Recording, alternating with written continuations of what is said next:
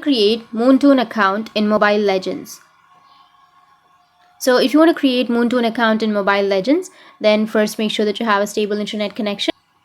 After that, go with the upper left, which has that profile. Once you tap on profile, now you need to go with the account section. Under account, you will have Moonton account on the first. Tap to connect, which is on the right side, and it will ask you for a quick email registration. So if you've not registered your email, then you need to enter your valid email address, and after that, create a password and confirm your password. And after confirming your password and after confirming your email address, your registration will be successful on Moonton and your Moonton account will be created.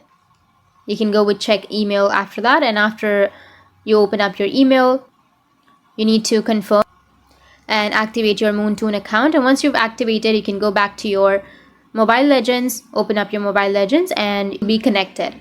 So that's it, and if you have any questions, feel free to comment below. Thanks for watching.